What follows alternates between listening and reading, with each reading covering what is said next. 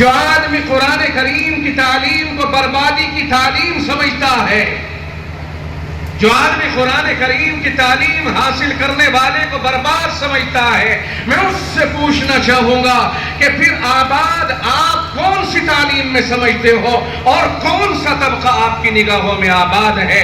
آپ مجھے یہ بتائیں، کیا وہ طبقہ کہ جسے بھنگیوں اور چماروں کی تمیز نہیں ہے؟ کیا وہ طبقہ آپ کی نگاہوں میں آباد ہے؟ کون سا طبقہ آباد ہے پھر اس کی نگاہوں میں؟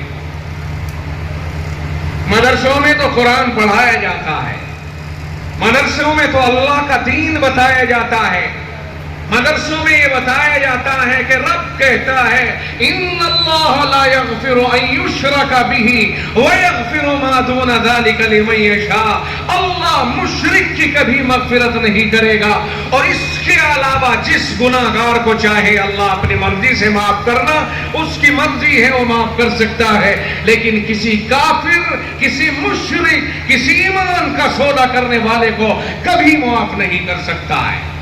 مدرسوں میں یہ سمجھایا جاتا ہے، کیا یہ بربادی ہے؟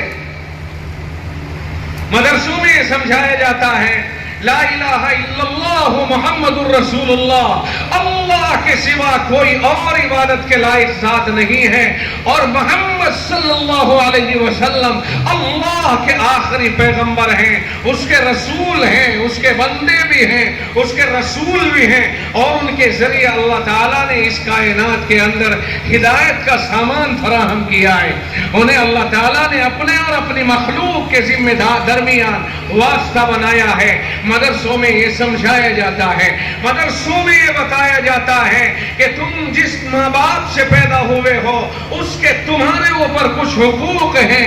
رب کہتا ہے وَقَضَىٰ رَبُّكَ أَلَّا تَعْبُدُوا إِلَّا إِيَّاهُ، رب نے یہ فیصلہ کر دیا ہے کہ عبادت صرف اسی کی ہوگی، اور ماں باپ کے بارے میں اللہ نے 6 باتیں ارشاد فرمائی ہیں۔ مدرسوں میں یہ سکھایا جاتا ہے، یہ بوڑھے ماں باپ جو سسک جاتے ہیں کبھی کبھی، وہی دولت مند جو ان کی قدر نہیں کر پاتے ہیں۔ مدرسوں میں یہ بتایا جاتا ہے تمہارا وجود ان ماں باپ کے ذریعے اللہ نے بنایا ہے، تمہارے لیے رب کے بعد یہ سب سے بڑے محسن ہیں کہ ان کے ذریعے اللہ نے تمہیں وجود بخشا ہے، اللہ نے تم بے جانوں کو جاندار بنایا ہے، اللہ نے تم کمزوروں کو انہی کے رحم و کرم پہ طاقتور بنایا ہے۔ تم بول نہیں سکتے تھے، یہ تمہارے اشاروں پر تمہاری تابعداری کرتے اور تمہیں پروان چڑھانے کے لیے دن رات ایک کیا کرتے تھے۔ مدرسوں میں یہ سکھایا جاتا ہے کہ ان ماں باپ کا احترام کرو۔ کیا ماں باپ کا احترام اگر مدرسوں میں سکھایا جائے تو یہ بربادی اور گمراہی ہے؟ مدرسوں میں اللہ تعالیٰ کے احکام بتائے جاتے ہیں انہی ماں باپ کے لیے۔ اللہ نے فرمایا جب بات آئی تو کہتا چلو، رب کہتا ہے وَقَضَىٰ رَبُّكَ أَلَّا تَعْبُدُوا إِلَّا إِيَّاهُ، تیرے رب کا فیصلہ ہے کہ عبادت صرف اسی کی ہوگی، اسی پالنہار پاک پروردگار کی عبادت ہوگی، اس کی عبادت میں کسی کو شریک نہیں کیا جائے گا اور کسی شریک کرنے والے کو معاف نہیں کرے گا۔ اس موقع پر ہمارے علاقے کے ایک بہت بڑے بزرگ اور اسلام کی دعوت کے سلسلے میں ممتاز شخصیت، انہوں نے ایک بات بہت اچھی طرح سے اپنی ایک چھوٹی سی کتاب میں سمجھائی ہے۔ انہوں نے کہا کہ اللہ تعالیٰ مشرک کو معاف نہیں فرمائے گا، اور حسی طور پر مثال دے کر کے انہوں نے اس بات کو عقل کے قریب کیا ہے تاکہ سمجھنا آسان ہو جائے۔ فرمایا دیکھو اللہ تعالیٰ خالق ہے، مالک ہے، اور اس کے پیدا کرنے میں انسان میں کوئی اور شریک نہیں ہے۔ ساری انسانیت کو اس نے پیدا کیا، پالتا وہی ہے، جلاتا وہی ہے، بڑا وہی کرتا ہے، پوری دنیا میں ہر احسان اسی کا ہے۔ لہذا اب اللہ تعالیٰ نے جب ہمیں پیدا بھی کر دیا اور سارے حقیقتاً احسان بھی اسی کے ہیں، تو پھر اگر ہم اس کی عبادت میں کسی اور کو شریک کریں تو اس اللہ کو یہ گوارا نہیں ہوگا، اور یہ اس کی غیرت تقاضا بھی نہیں کرتی کہ اس کے ساتھ کسی کو شریک کر لیا جائے۔ پھر انہوں نے فرمایا کہ تم ہمیں ایک بات بتاؤ، اگر تمہاری بیوی جو تمہاری بہت پسندیدہ ہے اور تمہارے آتے ہی جوتے اپنے ہاتھوں سے اتارے تمہیں گرم پانی پیش کرے، سردیوں میں گرم اور گرمیوں میں ٹھنڈا، گرم کھانا تمہیں کھلائے، تمہاری پوری خدمت کرے اور تمہارے اشاروں کے مطابق تمہاری تابعداری کرے، لیکن رات کے وقت میں اگر وہ تم سے یوں کہے کہ میں رات کسی پڑوسی کے ساتھ میں گزار کے آ رہی ہوں، تو کیا آپ اسے برداشت کر لو گے؟ کیا اسے کسی پڑوسی کے ساتھ رات گزارنے کا موقع دے دو گے؟ فرمایا نہیں ہو سکتا ہے۔ شوہر اپنے وصف شوہر اور وصف زوجیت کے اندر کسی دوسرے کو شریک ہونا برداشت نہیں کر سکتا ہے۔ اسے یہ برداشت ہو سکتا ہے کہ بیوی نافرمانی کرتی رہے اور سب کچھ کرے لیکن اپنی عزت کو محفوظ کرنے والی ہو، پھر وہ بیوی اگر معافی مانگ لے تو یہ بندہ معاف کرنے کو تیار ہے، چونکہ عزت دار بیوی ہے، زبان کی خراب تھی، اس نے معافی مانگ لی، معاف کر دے گا۔ لیکن ہر خوبی والی عورت اگر وہ دوسرے کے ساتھ رات گزارنے کی بات کرے گی تو یہ اس کی خوبیوں پر نہیں جائے گا بلکہ اس پر جائے گا کہ اس کے حق میں دوسرے کو اس نے شریک کیوں کر دیا ہے، اور یہ اسے چھوڑ دے گا، طلاق دے دے گا، اس کا ساتھ چھوڑ دے گا۔ اس طرح سے انہوں نے سمجھانے کی کوشش کی ہے اور یہ بتانے کی کوشش کی ہے کہ رب ذوالجلال گناہگار کے گناہوں کو جب وہ آنسو بہا لے معاف کر دیتا ہے، اور اگر کوئی آنسو بھی نہ بہائے، پروردگار کو اس کی کوئی ادا پسند آ گئی، اللہ کی مرضی ہے وہ اسے معاف کر دے، لیکن اگر کوئی آدمی اس کی خالقیت میں، اس کی عبادت میں کسی دوسرے کو شریک کر لے گا، اللہ اسے معاف نہیں فرمائے گا۔ اس کے لیے سخت اعلان جاری کر دیا، ان اللہ لا یغفر ان یشرک بہ ویغفر ما دون ذلک لمن یشاء، اللہ مشرک کی مغفرت نہیں کرے گا۔ جب بندہ اپنے شوہر ہونے میں جس نے اپنی بیوی کے اوپر صرف یہ احسان کیا ہے کہ اسے اپنے گھر میں رکھ کر کے اس کے کھانے پینے کا انتظام کرتا ہے، باقی اس کی زندگی اس کی دی ہوئی نہیں، اس کے سانس اس کے ہاتھوں سے دیے ہوئے نہیں، وہ پورا وجود اللہ کا دیا ہوا ہے، بس صرف اس نے تو اسے روٹیوں کا انتظام کیا ہے۔ محض اتنے سے احسان کی بنیاد پر یہ بندہ اپنے رات والے حصے میں کسی دوسرے کی شرکت کو برداشت نہیں کر سکتا ہے، اور اس بندے کو اتنی غیرت آتی ہے کہ اگر بیوی اس طرح کی حرکت کرے یا اسے ساتھ رکھنے کو تیار نہیں ہوتا ہے، پھر خلاق عالم جس نے وجود بخشا ہے وہ اپنی عبادت میں اس بندے کے لیے کسی دوسرے کو شریک کیسے برداشت کر سکتا ہے؟ اس لیے یہ معافی کے قابل جرم نہیں ہے، مدرسوں میں یہ سکھایا جاتا ہے۔ کیا یہ سکھانا جرم ہے؟ کیا یہ سکھانا گمراہی ہے؟ کیا یہ سکھانا امت کے نونہالوں کو برباد کرنا ہے؟ یہ بات مدرسوں میں سکھائی جاتی ہے۔ قرآن کریم میں رب نے کہا وَبِالْوَالِدَيْنِ إِحْسَانًا، ماں باپ کے ساتھ حسن سلوک کرو۔ حسن سلوک کا مطلب عام ہے، اگر کپڑے نہیں کپڑے بناؤ، بیمار ہو جائے علاج کراؤ، کھانے کو نہیں کھانے کا انتظام کرو، مکان نہیں رہائش کا انتظام کرو۔ ہر اعتبار سے اولاد کے اوپر ڈالا ہے کہ تمہارے لیے تمہارے ماں باپ کے ساتھ اچھا سلوک کرنا ضروری ہے، اور اللہ کے نبی صلی اللہ علیہ وسلم نے تو یہاں تک ارشاد فرمایا ہے انت ومالک لابیک، تم بھی اور تمہارا مال بھی تمہارے باپ کا ہے۔ اگر تمہارے مال میں سے تمہارا باپ تمہاری اجازت کے بغیر کپڑے بنا لے، کھانا کھا لے اور اپنے لیے انتظام کر لے، اس میں اولاد کو کسی طرح کے اعتراض کی کوئی گنجائش نہیں، کیونکہ ماں باپ کی اتنی خدمت اولاد کی خود کی ذمہ داری ہے۔ الگ ہو کر کے بیٹھ جاتے ہیں، الگ ہو کر کے منہ پھیر کر کے بیٹھ جاتے ہیں، نہ جانے کتنے ماں باپ ہیں جو تڑپ رہے ہیں، اور امیر ترین اولاد کے ماں باپ ہیں جو آنکھوں میں آنسو لیے پھرتے ہیں، ان کی طرف سے بے چین ہیں، پریشان ہیں۔ بہت سارے ایسے لوگ ہیں، مدرسوں میں یہ بتایا جاتا ہے کہ یہ ماں باپ تمہارے لیے نعمت غیر مترقبہ ہے، اس کے ساتھ اچھا سلوک کرنا یہ تمہاری ذمہ داری ہے۔ اما یبلغن عندک الکبر अहदुहुमा औ किलाहुमा, अगर बुढ़ापे की हालत को पहुंच जाए दोनों या उनमें से कोई एक और तुम जवान हो, तो अल्लाह ताला ने फरमाया फला तकुल लहुमा उफ़्फ़िन, फरमाया कि तुम उन्हें माँ बाप को उफ तक न कहो, वला तनहरहुमा, और उन्हें छिड़कने की जरूरत नहीं। फिर रब क्या करे? रब ने कहा ये कर वकुल लहुमा कौलन करीमा, उन्हें नरम नरम गुफ्तगू करके उनका दिल जीत ले, नरमी के साथ उनके साथ गुफ्तगू किया कर। माँ बाप को झिड़कना, माँ बाप को धमकाना, माँ बाप का विरोध करना, उनका दिल तोड़ना कतअन जायज नहीं रखा है शरीयत इस्लामिया ने। कुरान करीम ने ये बयान फरमाया है। बूढ़े माँ बाप अगर बुढ़ापे को पहुंच जाए और हमारी जिंदगी में पहुंच जाए, हम जिंदा हैं, हमारे लिए जरूरी है कि अपने माँ बाप के साथ इन हालात से पेश आएं और ये अंदाज इख्तियार करें। ये मदरसों की तालीम है जो मदरसों में दी जाती है। इसके अलावा जितने कॉलेजेस, और मैं उनको चैलेंज नहीं करता, मैं उस शख्स के ऊपर तनकीद कर रहा हूं जिसके नजरियात मैंने ये पाए और उसने साफ कहा कि अगर इंसानियत और इंसान को बेहतर बनाया जा रहा है आज कॉलेजों के अंदर, मुझे तकाबुल करने की कोई जरूरत नहीं। कॉलेज भी हमारे, यूनिवर्सिटीज भी हमारी, और ये इदारे हमारे, मदरसे हमारे, हम इनमें इस तरह के इम्तियाज न करें और न हमें करने की कोई जरूरत। हम सिर्फ ये कहना चाहते हैं कि मदारिस इन सबसे ऊपर हैं और रहेंगे, इसलिए कि मदरसों में कुरान पढ़ाया जाता है,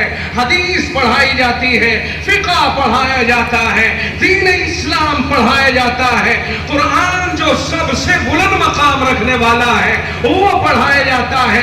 अगर कुरान तुम्हारी निगाहों में बुलंद तरीन दर्जे की किताब है, और यकीनन है, आपके और मेरे कहने से नहीं बल्कि रब ने उसका मकाम सबसे ऊंचा बनाया है, अगर हमारा इस पर यकीन है तो फिर ये तो मदरसों में पढ़ाई जाती है, फिर मदरसे क्यों ऊपर न हो कि उसमें तो वो पढ़ाया जाता है जो सबसे ऊपर है। मदरसों से किसी इदारे को टकराना ये इंतहाई जहालत की बात है। मदरसों से किसी इदारे का मुकाबला नहीं किया जा सकता है।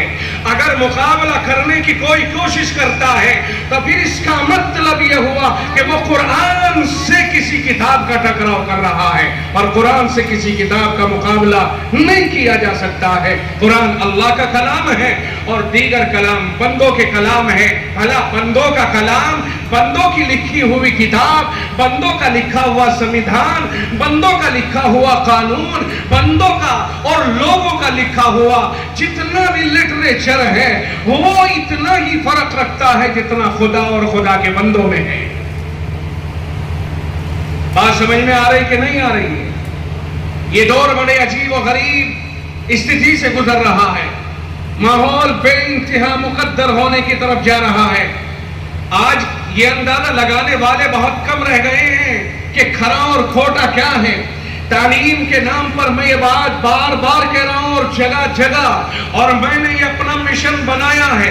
पूरे साल जहां जहां मुझे ये मौका मिलेगा मैं हर जगह ये बात दोहराता रहूंगा।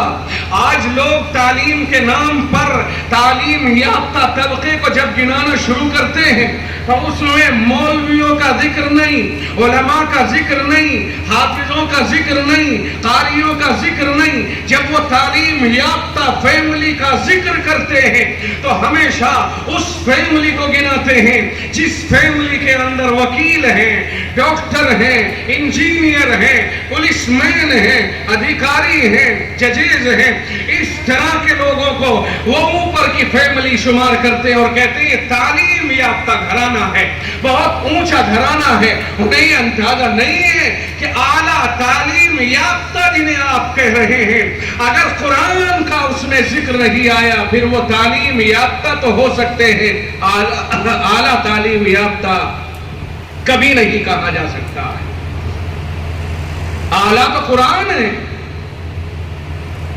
आपको मैं जो बता रहा हूं आप ईमानदारी से बताइए, आप ये तो नहीं समझ रहे कि हम पे थोप रहा है। मैं आपके ऊपर थोप नहीं रहा हूं, मैं आपको हकाइक से रूशनास करा रहा हूं। आला کتاب دنیا میں اگر کوئی ہے اعلیٰ یعنی سب سے بلند مقام تو وہ صرف قرآن کریم ہے۔ آپ کو اس سے اتفاق ہے؟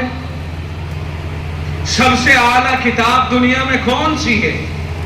بلند آواز سے قرآن کریم۔ اس کے شرائط ہیں، دیگر کتابوں کے شرائط نہیں ہیں۔ اگر آپ دوسری کتابوں کو بغیر وضو کے چھو لیں گے تو آپ کے لیے جائز ہے، آپ کے لیے جائز ہے، اور علمی کتابوں کو وضو کے ذریعے چھوا جائے یہ مستحب ہے، لیکن قرآن کریم کو بغیر وضو کے اگر آپ چھونے کی جرات کریں گے تو رب کائنات خود حرکت میں آتا ہے اور ارشاد باری متوجہ ہوتا ہے کہ خبردار یہ میرا کلام ہے، لا یمسہ الا المطہرون، اسے بغیر وضو اور بغیر طہارت کے چھونے کی جرات نہ کی جائے۔ قرآن کے چھونے کے بھی شرائط ہیں، قرآن کے پڑھنے کے بھی شرائط ہیں، قرآن کی ہر چیز کے اعتبار سے شرطیں ہیں، دوسری چیزوں کی وہ شرطیں نہیں ہیں۔ قرآن اللہ کا کلام ہے، بلند ترین مقام ہے، ایک ایک حرف کو پڑھنے کے اوپر 10 نیکیوں کا وعدہ جناب محمد رسول اللہ صلی اللہ علیہ وسلم نے اپنی زبان مبارک سے ارشاد فرمایا ہے، اور یوں ارشاد فرمایا من قرأ حرفا من کتاب اللہ فلہ حسنۃ والحسنۃ بعشر امثالها، فرمایا جس نے قرآن کریم کا ایک حرف پڑھا اسے ایک حسنہ عربی میں نیکی کو کہتے ہیں، جسے فارسی میں نیکی کہتے ہیں، اسے حسنہ ملے گا ایک، اور اللہ کے نبی نے فرمایا والحسنۃ بعشر امثالها، اور ایک نیکی اللہ کے یہاں 10 گنا بڑھا کر کے دی جاتی ہے، اس لیے ایک حرف کے اوپر اللہ 10 نیکی عنایت فرما رہا ہے۔ آپ نے ارشاد فرمایا وَلَا أَقُولُ أَلِفْ لَامْ مِيم حرف، میں نہیں یہ بات کہتا ہوں کہ الف لام میم ایک حرف ہے، بل الف حرف ولام حرف ومیم حرف، یہ الگ الگ حروف ہیں۔ الف لام میم جس نے کہا اسے 30 نیکی اللہ کی طرف سے مل جاتی ہیں۔ نیکیوں کا وعدہ ایک ایک حرف کے اوپر اگر کسی چیز کو پڑھنے پر ہے وہ صرف کتاب اللہ ہے، کلام اللہ ہے، قرآن کریم ہے، اس کے علاوہ کسی کو پڑھنے پر نیکیاں تو مل سکتی ہیں، ایک ایک حرف کے اوپر نیکیوں کی وہ ترتیب جو قرآن کریم میں ہے وہ کسی دوسری کتاب کے لیے ہرگز نہیں ہے۔ احادیث قرآن کریم کے بعد دوسرے نمبر پر آتی ہیں، چونکہ وہ اللہ کے نبی صلی اللہ علیہ وسلم کا فرمان یعنی آپ کی زبان مبارک سے نکلے ہوئے الفاظ ہیں، اس لیے وہ دوسرے نمبر پر آتے، اگرچہ مفہوم اللہ ہی کا ہوتا ہے، اللہ ہی کی طرف سے الفاظ پیغمبر کے ہوتے ہیں۔ اس کے بعد اور دوسری چیزیں ہیں، رہا مسئلہ وہ جن باتوں کے اوپر لوگ رشک کر کے اور فخر کر کے قرآن پڑھے لکھے لوگوں کو بے وقوف بتاتے اور سمجھتے ہیں، شاید دماغ کے اندر کچھ گڑبڑ آ گئی ہے، انہیں اللہ سے توبہ کرنی چاہیے۔ دیکھو ضرورت کی چیزیں ہوتی ہیں، کرتے کی ضرورت ہے، کپڑے کی ضرورت ہے، اس چادر کی ضرورت ہے، اناج کی ضرورت، ہر چیز ضرورت ہے مثال کے طور پر، لیکن مقام اور مرتبہ اپنی اپنی جگہ پر ہوتا ہے۔ ضرورت کے اعتبار سے وکیل، انجینئر، ڈاکٹر، کسان، کپڑا بننے والا اور ہر ایک کی ضرورت ہے، لیکن قرآن کریم پڑھنے والے کے اوپر اس ضرورت کو نہیں رکھا جا سکتا ہے۔ جتنا مقام قرآن کریم کا بلند ہے اتنا ہی اس کے پڑھنے والے کا بھی بلند ہے۔ قرآن کریم کا جس طرح بلند مقام اللہ کی طرف سے ہے اسی طرح اس کے پڑھنے والے کا بھی بلند ہے۔ آپ اور ہم یہ کہہ دیتے ہیں بہت آسانی سے کہ جی قرآن اللہ کا کلام ہے، واقعی قرآن کریم کو اٹھاتے ہیں، پیشانی سے لگاتے ہیں اور سینے سے لگاتے ہیں، پھر اسے رکھتے ہیں، پڑھتے ہیں، لیکن جب مسئلہ آتا ہے قرآن کریم کے پڑھنے والوں کا تو وہاں آ کر کے ہمارے ذہن سے بات نکل جاتی ہے کہ ہم نے ابھی تھوڑی دیر پہلے کیا کہا کہ قرآن کریم اعلیٰ، تو پھر اس کا پڑھنے والا سب سے اعلیٰ کیوں نہیں ہے؟ یہ ممکن نہیں کہ قرآن اعلیٰ بھی ہو اور اس کا پڑھنے والا اسفل ہو، نہیں، قرآن پڑھنے والا بھی اعلیٰ ہے۔ اس لیے اعلیٰ تعلیم یافتہ کا جب ذکر کیا جائے تو اس میں سب سے پہلے قرآن پڑھنے والے کا ذکر ہونا چاہیے، تبھی انصاف ہوگا، ورنہ یہ نا انصافی ہوگی جس کا جواب خدا کے یہاں دینا پڑ سکتا ہے۔ قرآن اللہ کا ایسا کلام ہے جس کے بغیر یہ دنیا قائم نہیں رہ سکتی ہے۔ یہ دنیا آباد ہی اللہ کے کلام کی وجہ سے ہے۔ جب تک دنیا میں اللہ کا کلام رہے گا یہ دنیا قائم رہے گی، اور جب دنیا سے اللہ کا کلام اٹھ جائے گا اس کے بعد اللہ تعالیٰ اس دنیا کو مٹانے کا فیصلہ کر لے گا۔ رب کہتا ہے وَمَا خَلَقْتُ الْجِنَّ وَالْإِنسَ إِلَّا لِيَعْبُدُونَ، میں نے انسان و جنات کو عبادت کے لیے بنایا ہے، اور یہ دنیا عبادت کی وجہ سے قائم ہے، اور عبادت کے لیے علم کی ضرورت ہے، اور علم کے لیے عالم کی ضرورت ہے۔ پتہ چلا کہ دنیا کے باقی رہنے کے لیے عالم کا باقی رہنا ضروری ہے۔ یہ بات سمجھ میں آ رہی کہ نہیں؟ محفل میں اگر وکیل، ڈاکٹر، انجینئر یا کوئی ادھیکاری تشریف فرما ہو، میں بڑے ادب کے ساتھ یہ بات عرض کر رہا ہوں کہ آپ نے جو تعلیم حاصل کی ہے، اگر قرآن کی تعلیم حاصل نہیں کی ہے تو پھر قرآن کے مقابلے آپ کھڑے نہیں ہو سکتے ہیں۔ قرآن ہے، اس کا پڑھا ہوا اللہ کے یہاں پر الگ تھلگ مقام کے اوپر ہوتا ہے، تقابل کوئی نہیں ہو سکتا ہے قرآن پڑھے ہوئے سے۔ اگر کسی کو بلند رتبہ پانا ہے تو اسے قرآن کریم کا سہارا لینا پڑے گا۔ میں نے آپ کے سامنے جو ابھی ایک استدلال کیا ہے اسے دوبارہ پھر سمجھ لیں کہ اللہ نے اس دنیا کو باقی رکھا ہے اپنی عبادت کی وجہ سے، اور عبادت قائم ہوگی علم کی وجہ سے، اور علم آئے گا عالم کے ذریعے۔ اس لیے پتا چلا کہ دنیا قائم رہتی ہے عالموں کی برکت سے، جنہیں ہم نے آج کے دور میں سمجھا کہ فضول کی باتیں ہیں، یہ مولوی ملا اور اپنا پیٹ نہیں پال سکتے ہیں، اس طرح کی باتیں کہنے والے کئی لوگوں نے ہمارے سامنے کہی ہے کہ سب بیکار، پڑھا دیا، لکھا دیا، بجی بنا دیا، مولوی بنا دیا، کیا کیا؟ یہ کما نہیں سکتے ہیں، فیملی نہیں پال سکتے ہیں۔ میں پوچھنا چاہوں گا ان کی فیملیوں کو کون پال رہا ہے؟ خدا کی قسم، خدا کے دین سے وابستہ آدمی سے بہتر پاکیزہ اور صاف ستھری زندگی اگر کوئی گزار رہا ہے تو ذرا اٹھ کر کے دکھا دے ہمیں کہ ہماری زندگی ان سے بہتر ہے۔ ان کی زندگیوں میں صبح اٹھتے ہیں تو اللہ کا نام آتا ہے، اللہ کا قرآن آتا ہے، اللہ کے کلام کی تلاوت آتی ہے، شام کو سوتے ہیں اللہ کی عبادت کرتے ہوئے سوتے ہیں، دن میں اٹھے اللہ کی عبادت، رات کو سوئے اللہ کی عبادت، اور صبح کو اٹھے اللہ کا نام لے کر۔ ہم میں سے بہت سے پڑھے لکھوں کو تو یہ بھی نہیں پتا کہ جب سوئیں تو کیا پڑھ کے سوئیں اور اٹھے تو کیا پڑھ کے اٹھیں۔ یہ مدرسوں میں بتایا جاتا ہے کہ جب سو تو یہ کہہ کر کے سو اللہم باسمک اموت و احیا، مولائے کریم دن بھر تیری ہی قدرتوں کا سہارا، رات کے وقت میں تو نے مجھے آرام کا موقع دیا ہے تو تیرے ہی نام پر میں مر رہا ہوں۔ اموتو کہا، یہ نیند جو ہے موت کی طرح سے ایک حالت ہے، بہت سے لوگ سونے کے بعد اٹھنا نہیں جانتے ہیں، کہا سوتا سوتا چلا گیا تو کہنے لگے رب تیرا ہی نام لے کر کے سو رہا ہوں، تیرا ہی نام لیتے ہوئے اٹھوں گا۔ اسی لیے اٹھنے کے بعد کہا جاتا ہے الحمدللہ الذی احیانا، تمام تعریفیں اسی اللہ کے لیے ہیں جس نے ہمیں بیدار کر دیا، زندگی عطا فرما دی، بعد ما اماتنا، موت دینے کے بعد، یعنی نیند موت کا دوسرا پہلو ہے۔ انسان کا صرف سانس چلتا رہتا ہے، باقی اعضاء اس کے معطل ہو گئے ہیں، اس لیے اسے موت سے تعبیر کیا گیا ہے۔ وَإِلَيْهِ النُّشُورُ، اور اسی کی طرف لوٹ کر کے جانا ہے۔ یہ صبح کو اٹھ کر کے پڑھتے ہیں، یہ مدرسوں کے اندر یہ تعلیم دی جاتی ہے۔ کیا یہ تعلیم گمراہی ہے؟ کیا یہ تعلیم بربادی کا ذریعہ ہے؟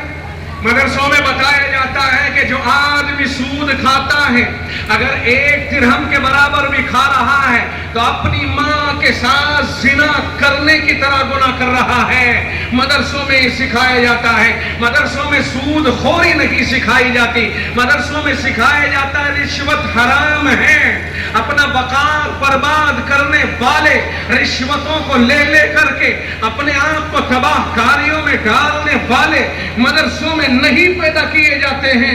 مدرسوں میں صاف ستھرے ذہن کے پیدا کیے جاتے ہیں۔ مدرسوں میں سکھایا جاتا ہے کہ قوم کا پیسہ قوم کا فنڈ ہے، اس کا غلط استعمال کرنا حرام ہے۔ مدرسوں میں یہ نہیں بتایا جاتا ہے کہ صاحب کوئی حرام کام کر لے تمہاری حمایت کی جائے گی۔ مدرسے پاکیزگی کا مرکز ہے اور ان میں یہی تعلیم دی جاتی ہے۔ کیا یہ تعلیم گمراہی ہے؟ یہ مدرسوں کے حقائق ہیں جو میں آپ کے سامنے ذکر کر رہا ہوں۔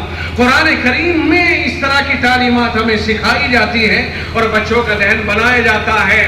پڑوسیوں کے حقوق کو ادا کرو۔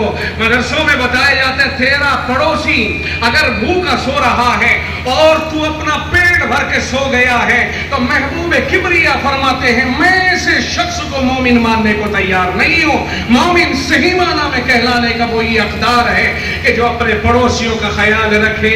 مدرسوں میں سکھایا جاتا ہے کہ لوگوں اپنے پڑوسیوں کے ساتھ اس طرح سلوک کرو کہ تمہارے گھر کی ہانڈی کی خوشبو تمہارے پڑوس میں نہ جائے ورنہ اسے تکلیف ہوگی۔ کہیں ایسا نہ ہو کہ وہ غریب ہو اور اس کے بچے اس خوشبو سے بلک جائیں۔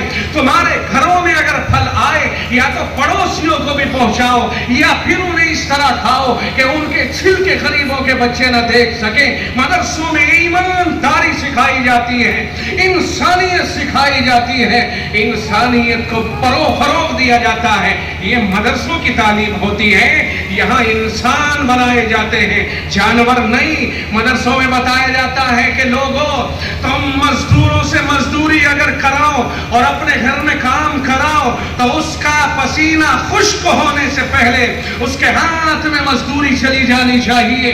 مدرسوں میں یہ سکھایا جاتا ہے کہ اجیر اور مزدور کو اس کی مزدوری وقت پر فوراً ادا ہونی چاہیے۔ بلڈنگیں بنوا لی جاتی ہیں، مزدوروں کو ترسا دیا جاتا ہے، مدرسے اس کے خلاف ہے۔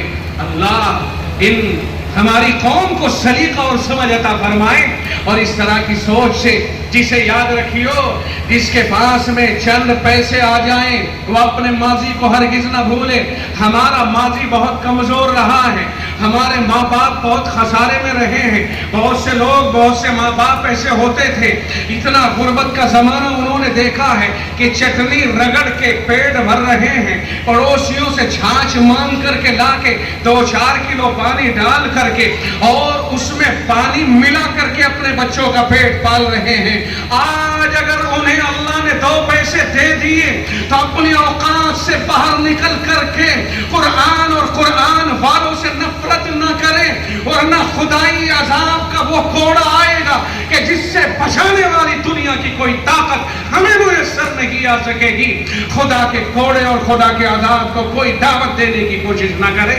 جس مال کے اوپر آدمی کودتا ہے کہ صاحب یہ مدرسے والے ہمارے محتاج ہیں، کل رسید کاٹنے کے لیے آئیں گے تب بھی تو ہمارے ہی گھر پہ آئیں گے، ذہنوں سے نکال دے یہ بات۔ خداوند عالم بڑا بے نیاز ہے، بڑا مستغنی ہے، امیر امارت کے بو میں رہ جاتا ہے اور اس کا گھر اللہ کی امانت اور قرآن کی تعلیم سے محروم رہ جاتا ہے، اور ایک مزدور، ایک غریب، ایک بھوکا رہنے والا، ایک ریڑھا کھینچنے والا، ایک لوگوں کی 100-200 روپے کی مزدوری کرنے والا، اس کا بیٹا رب کے کلام کا محافظ بن جاتا ہے، جسے رب نے فخری انداز میں کہا اِنَّا نَحْنُ نَزَّلْنَا الذِّكْرَ وَإِنَّا لَهُ لَحَافِظُونَ، ہم نے ہی قرآن کو نازل کیا ہے، ہم ہی اس کی حفاظت کرنے والے ہیں۔ اللہ حفاظت کرنے والا تو کیسے ہے؟ فرمایا لَحَافِظُونَ، حافظ پیدا کر کر کے، عالم پیدا کر کر کے اللہ تعالیٰ حفاظت کرنے والا ہے۔ ان حافظوں کے دل میں اللہ نے قرآن کریم کو بسا دیا۔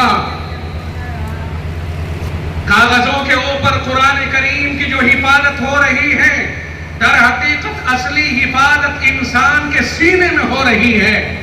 کاغذ کو بالفرض و تقدیر اگر دنیا سے چھپا لیا جائے، اٹھا لیا جائے، وہ دور تاریخ میں لکھا ہوا ہے کہ جس وقت میں انگریز نے صاف کر دیا تھا کہ جتنے قرآن کریم کے نسخے ہندوستان کے اندر موجود ہیں سب کو ختم کر دیا جائے۔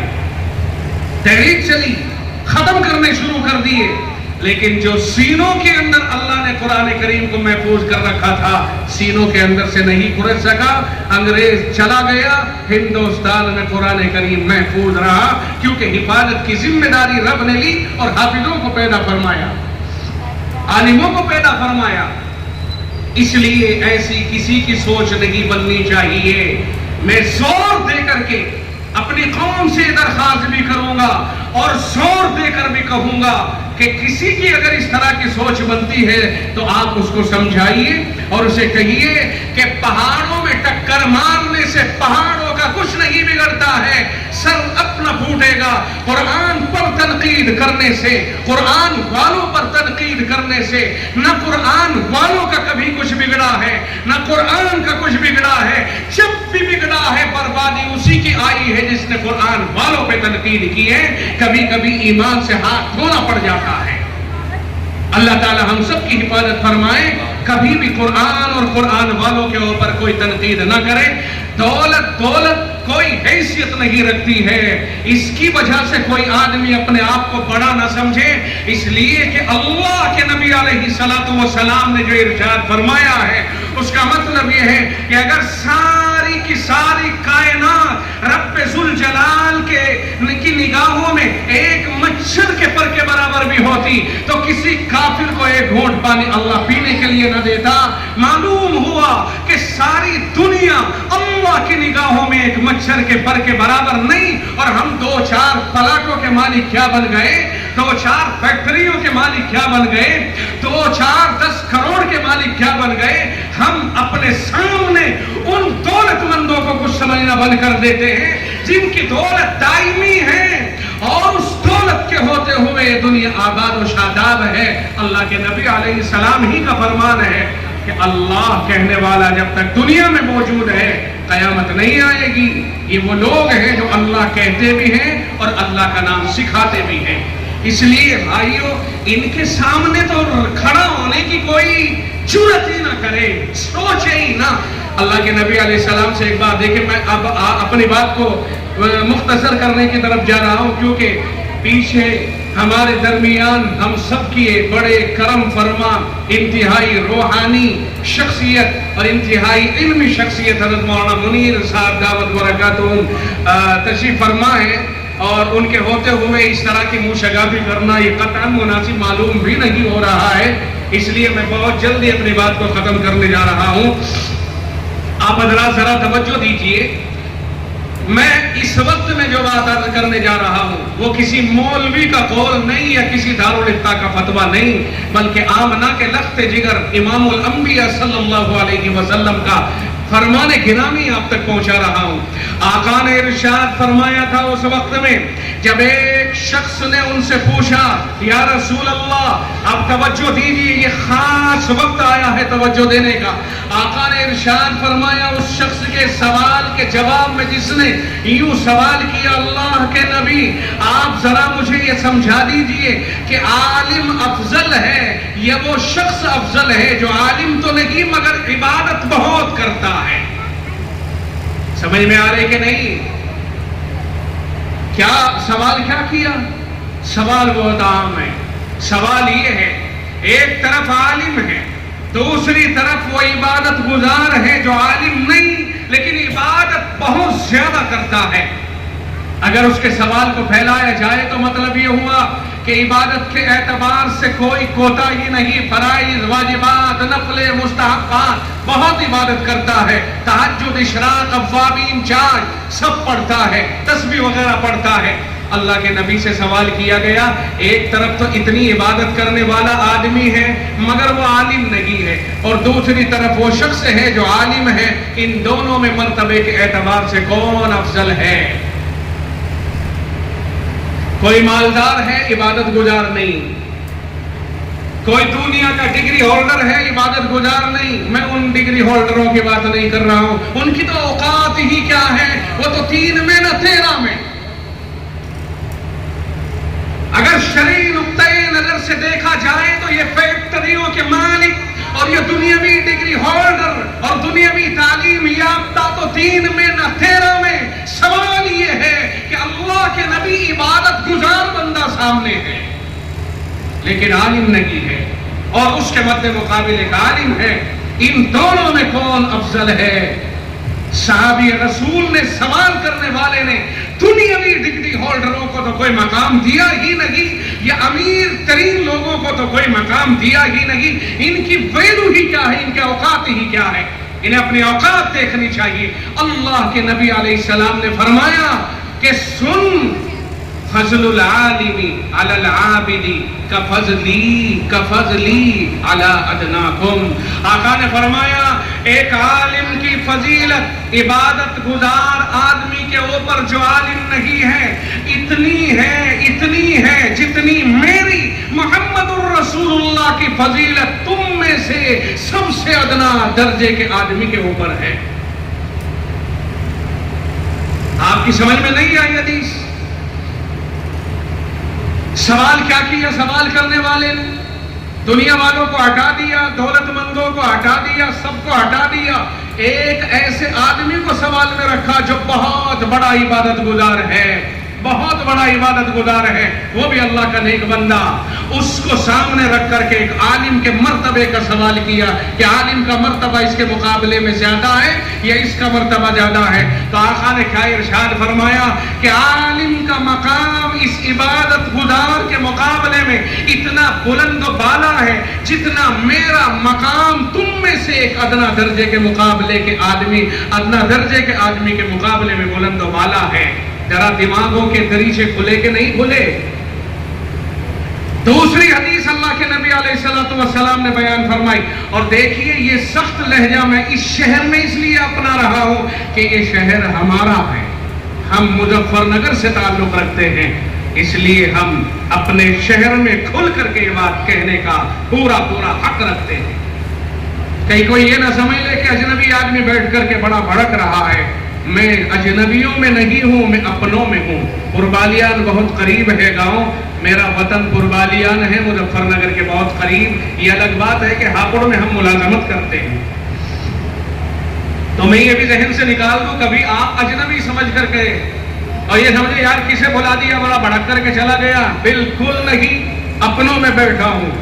اللہ کے نبی علیہ السلام نے دوسری حدیث بیان فرمائی، فضل العالم علی العابد کفضل القمر لیلۃ البدر علی سائر الکواکب، او کما قال علیہ السلام۔ فرمایا ایک عالم کی فضیلت عبادت گزار شخص کے اوپر اتنی ہے جتنی 14ویں رات کے چاند کی فضیلت تمام ستاروں کے اوپر ہوتی ہے۔ آپ نے اندازہ لگا لیا 14ویں میں چاند نکلتا ہے، اور زیادہ بڑا تو نہیں ہوتا تو ایک پلیٹ کے برابر ہی ہے، گول پلیٹ کے برابر ہوتا ہے، اور یہ کروڑوں اربوں خربوں ستارے سارے کے سارے اکیلے چاند کے آتے ہی دست بستہ کہتے ہیں بابا ہم چلے، آپ آ گئے تو ہم اپنی روشنی کو واپس لیتے ہیں، ہمارے بس کی بات نہیں ہے آپ کے ہوتے ہوئے کہ ہم روشنی دے سکیں، ہماری روشنی چھپ گئی آپ کے سامنے، ہم دعوے دار نہیں ہے کہ ہم افضل ہیں، ہم دعوے دار نہیں ہے کہ ہمارا کوئی وجود ہے۔ چنانچہ چاند کے سامنے بہت سارے تارے تو وہ ہیں جو نظر ہی نہیں آتے حالانکہ موجود ہوتے ہیں، کوئی بھاگا نہیں، اور بہت سارے تارے وہ ہیں جو نظر تو آتے ہیں مگر ان کی روشنی نہیں نظر آتی ہے، روشنی غائب ہو گئی ہے، تاروں کی وجود نظر آنا بند ہو گیا ہے، اکیلا چاند ہی تو نکلا تھا نا۔ آقا نے ارشاد فرمایا جو لوگ عبادت گزار ہوتے ہیں اور وہ عالم نہیں ہوتے ہیں ان کا مقام ان تاروں کی طرح ہے، جس طرح سے 14ویں رات کے چاند کے سامنے تارے سارے کے سارے بے اوقات اور بے بدل ہو جاتے ہیں۔ دنیا میں امیر آ جائے، کوئی بھی آ جائے، ایک عالم دین کے سامنے اس کا وجود اللہ کے نبی نے اسی طرح سے بتا دیا ہے، اس لیے کسی عالم کے سامنے کھڑا ہونے کی کوئی جرأت نہ کرے، اس کا مقام ایک مستقل مقام ہے۔ آپ کی سمجھ میں آیا کہ نہیں؟ وہ اکیلا آیا تو پوری دنیا کو روشن کر دیا، چاند اکیلا آیا تو پوری دنیا کو روشن کر دیا، تارے کروڑ ہاں کروڑ تھے، آسمان بھرا پڑا تھا لیکن دنیا اندھیری تھی، کوئی روشنی دنیا کو نہیں مل پائی تھی، لیکن چاند اکیلا نکل کر کے آیا، اس نے سب کو انہیں بھی پیچھے چھپا لیا، اور دنیا والوں کو بھی روشنی کا ماحول فراہم کر دیا۔ یہی صورتحال ایک عالم کی ہوتی ہے۔ عالم کے پاس علوم ہے، عالم کے پاس رہنمائی ہے، گائیڈ لائن ہے، وہ دنیا کو گائیڈ لائن دکھائے گا۔ اگر اسی وجہ سے کہا جاتا ہے موت العالم موت العالم، ایک عالم کی موت ایسا ہے جیسا کہ پوری دنیا مر گئی ہو، چونکہ وہ دنیا کو راستہ دکھانے والا تھا۔ اب ہم اس کے سامنے ذرا ذرا سی عبادت کر کے، ذرا ذرا سے مال و دولت پہ گھمنڈ کر کے آنے لگے، اس کا مطلب یہ ہوا ناسپاسی ہے۔ میں آپ کے سامنے یہ باتیں اس لیے ذکر کر رہا ہوں کہ ہماری زندگی میں آئندہ کبھی بھی جس طرح اب تک نہیں ہوئی، آئندہ بھی اس طرح کی کوئی کوتاہی سرزد نہیں ہونی چاہیے۔ انہی کا بہرحال ہمارے اوپر احسان ہے اور ہم اس احسان کا بدلہ نہیں دے سکتے ہیں۔ کوئی بھی فتنہ دنیا کے اندر اجاگر ہوتا ہے، ہر فتنے کا مقابلہ انہی لوگوں کے اندر جرأت ہے کہ یہ کرتے ہیں۔ آج بالخصوص آپ دیکھیں گے اگر ان علماء سے اپنے دامنوں کو چھڑا لیا جائے گا تو ہمارے بچے، ہماری اولاد اور ہم کس طرف اور کس ماحول میں نکل جائیں گے؟ کون بتائے گا ہمیں کفر و شرک کی گندگی اور مذمت کو؟ جو کفر پر جاتا ہے وہ ہمیشہ ہمیشہ کے لیے جہنم کا ایندھن بنتا ہے۔ جو اسلام پر جیتا ہے، اسلام پر مرتا ہے، کلمے پر جیتا ہے، کلمے پر مرتا ہے، وہ ہمیشہ ہمیشہ کے لیے جنتی بنتا ہے۔ رب اسی کو کہتا ہے یا ایھا الذین آمنوا اتقوا اللہ حق تقاتہ، اے ایمان والو تم اللہ سے ایسے ڈرو جیسے اس سے ڈرنا چاہیے۔ ولا تموتن الا وانتم مسلمون، اور موت جب تمہاری آئے تو زبان کے اوپر لا الہ الا اللہ چڑھا رہنا چاہیے اور تمہاری موت اسلام کی حالت میں آنی چاہیے۔ یہ کون بتائے گا؟ یہ عالم بتائے گا۔ اس ماحول کو بنانا بے حد ضروری ہے۔ جب تک ہمارا ماحول اسلامی ماحول نہیں ہوگا، ایمانداری سے بتاؤ، خدا تو ہر چیز پہ قادر ہے، لیکن موت کے وقت میں کلمہ نصیب ہونے کے چانس انہی کو زیادہ ہوتے ہیں جو ماحول میں، اسلامی ماحول میں زندگی گزارتے ہیں۔ اور جن لوگوں کے ماحول سے اسلام نکل جاتا ہے، کفریہ ماحول میں، گندے ماحول میں اور تنقیدی ماحول میں، علماء سے بغض و عداوت اور نفرتوں کے ماحول میں جینا جانتے ہیں، ان لوگوں کے اوپر اللہ کا رحم ہو اپنی جگہ پر، لیکن چانس بہت ہاتھ سے نکل جاتے ہیں کہ آخر میں کلمہ بھی ہاتھ آئے کہ نہ آئے۔ اس لیے اپنے ماحول کو اسلامی ماحول بنانے کی آج کے اس ماحول میں بہت سخت ضرورت ہے۔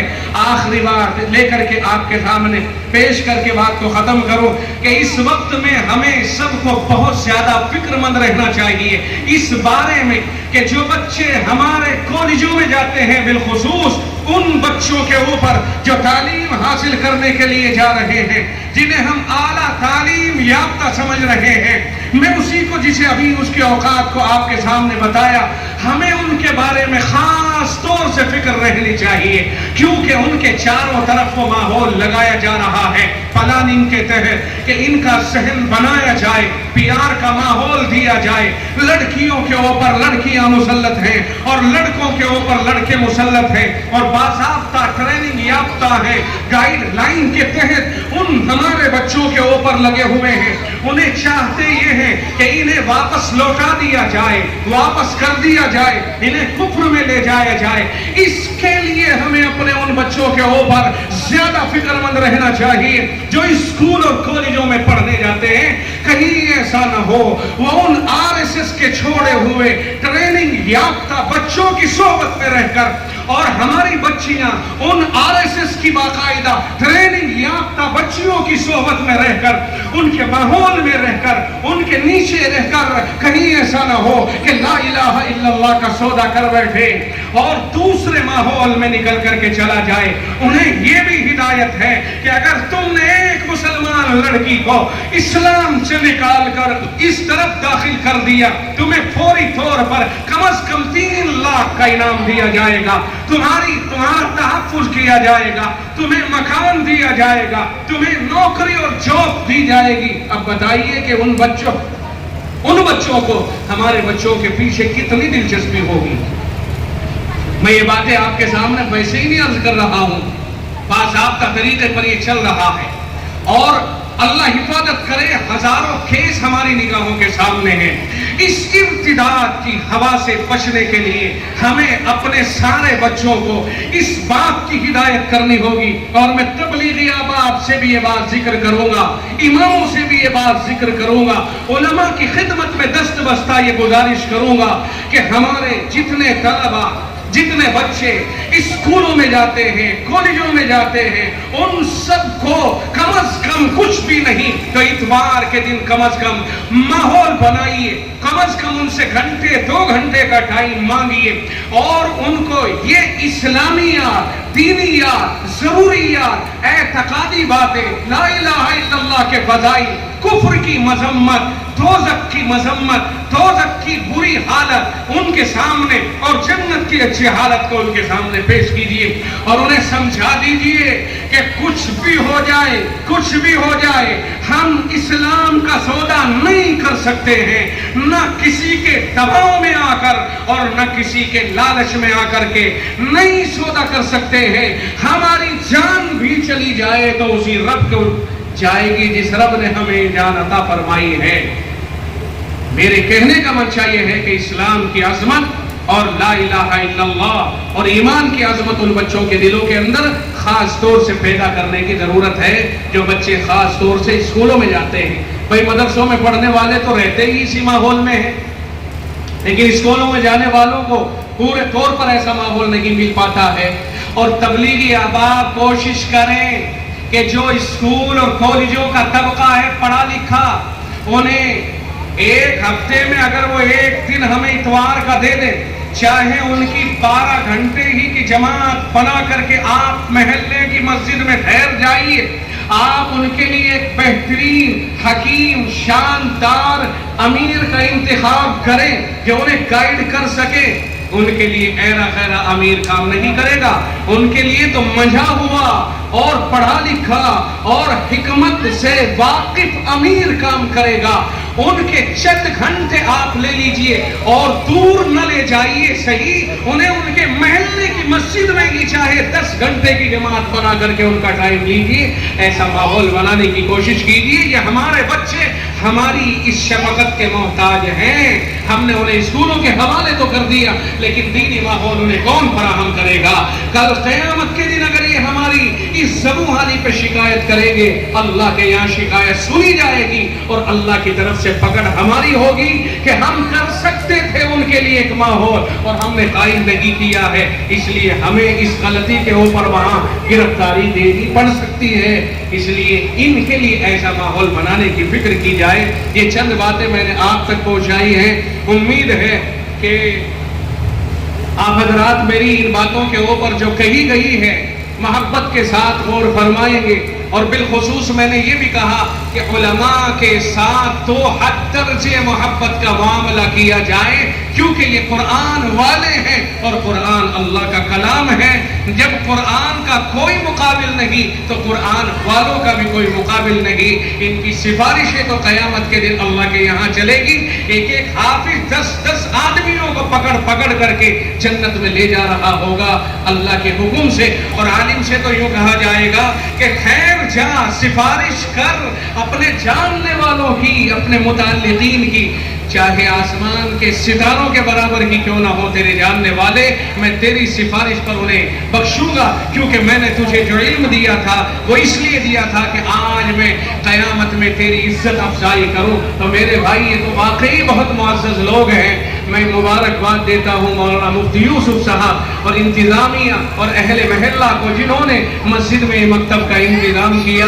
یہ انتظام تو ہر مسجد میں ہونا چاہیے، ان مکتبوں کے ذریعے سے ہمارے بچوں کا دین ایمان محفوظ رہے گا، ہمارا ماحول محفوظ رہے گا۔ اللہ تعالی ہم سب کو کہی ہوئی باتوں پہ عمل کرنے کی توفیق مرحمت فرمائے۔ آپ حضرات کے سامنے حضرت والد کی تشریف آوری ہوگی حسب نظام، آپ حضرات توجہ کے ساتھ میں حضرت کی نصیحتیں سنیں گے اور قدر نصیحتیں ہوں گی، پھر حضرت کی مستجاب دعاؤں کے اوپر آپ حضرات دعا سے فارغ ہو کے گھروں کو جائیں گے۔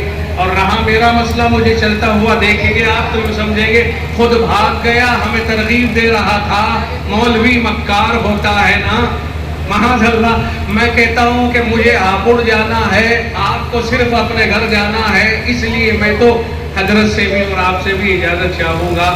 اللہ تعالی ہم سب کو بہرحال آپس میں محبت اور پیار کی توفیق مرحمت فرمائے۔ اور بھیا اگر کسی کو کچھ سخت لگی ہو تو پھر کہتا ہوں ذرا معذرت خواہ ہوں، میں کسی کے لیے خواہ تنقید نہیں کی، میں نے کچھ باتیں کہنے کی کوشش کی ہیں، انہیں ذرا محبت کے دامن میں رکھ لینا۔ وآخر دعوانا الحمدللہ۔